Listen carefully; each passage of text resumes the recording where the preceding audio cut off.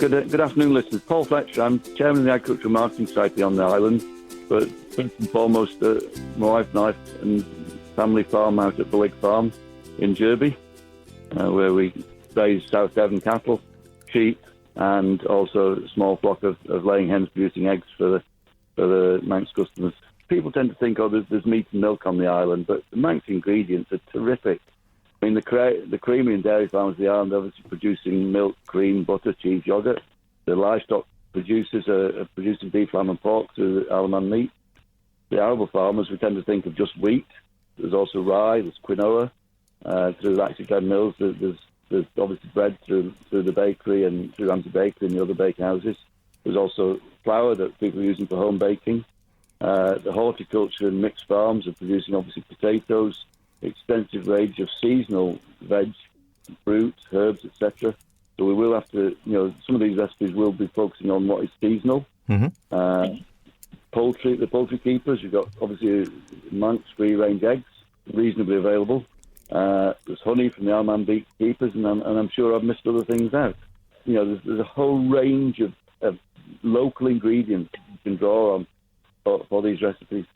And the idea is that we're going to have a couple of Manx farming families each week will provide you with the challenge of a main course recipe together with its vegetables and accompaniments. And then later in the week, we'll have a different farming family who will share a pudding recipe with you yourselves. That sounds like a plan. I'm all for the pudding as well. Where are we going to start then? We're going to start, there was mention of lamb. Yes, we're going to start with a good Manx lamb recipe, which the Crow family are going to provide for you from East Baldwin.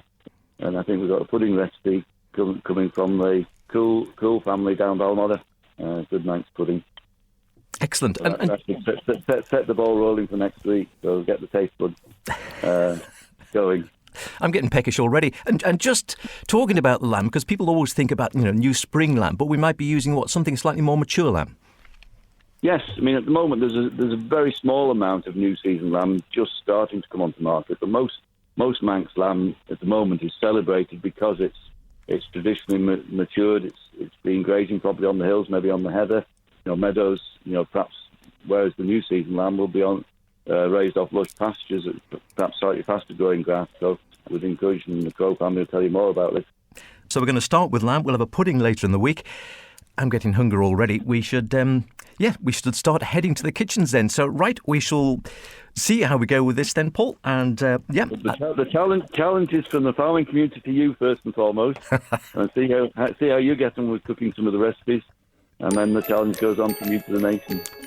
I'm looking forward to it already. Hi, this is Graham Crow reporting for the Crow family from Ballacrint in East Baldwin. We farm here. It's a family farm owned by a family trust. We farm Sue and I in partnership. At the moment we've got younger son Stephen and his partner Ollie living with us. They're self-isolating here and they're working from home with their full-time jobs. But they're good to help us on the farm in the morning and at weekends. We've also got daughter Hayley who lives on the farm with her partner Stevie. And they're they're twins. And they pot around on the farm as well because they've got a few sheep of their own. Our elder son, Neil, and his wife Zoe, they live in Belafton. So unfortunately they're isolating there, so we're not seeing anything of them in the flesh at the moment. So what do we do here in Baldwin? We've got about 600 ewes that we're lambing at the moment. Just over halfway through them now. We started lambing outdoors, but we've moved indoors now with what's left. It makes jobs slightly easier for old age pensioners such as myself. We also finish some beef cattle, and all our stock go to the meat plant at Tremode. So what are we talking about today? We're talking about a slow roast lamb shoulder joint. This is probably the favourite of the family. We've had this twice in the last couple of weeks. This would be a decent sized shoulder joint, around about 3 kilos in weight, so it takes quite a while on a slow roast, about 110 degrees, and this was cooking for about 9 hours. Just let it cook slowly throughout the day. Have a look at it now and again, a little bit of basting. We like ours pretty well done, so we'll give it a real good cooking. When it's just about done to your taste, turn it off, let it rest, drain the juices out, hang on to them. You might want them later for some gravy. What did we have with this? With the accompaniments, we had local seasonal veg.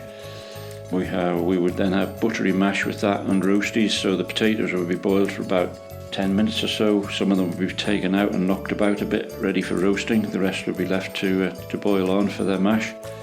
And the roasties and the parsnips, which would be parboiled as well, they'd be put in the roasting tray and roasted on then in the oven on a good heat. And alongside that we would have carrot and turnip. I think that's probably a family favourite. And then we had homemade Yorkshire puddings as well, all using Manx ingredients. Once your shoulder of lamb has been rested and your veg have all come to readiness at the same time, then whack it on the table and away you go. The lamb was so tender, you just really pull at it. You don't need to carve it, just pull at it and away you go. And this joint that we did last week, there was enough of that left over after we had a roast meal for 4. We could strip the rest of the meat off it and made a big curry, which then lasted 4 of us for another 2 nights. So we got 12 meals, 12 adult meals out of this decent-sized 3-kilo shoulder of lamb. People say they can't afford to eat meat. Well, there you go. That's a really good value piece of meat. Good luck with it. Bye.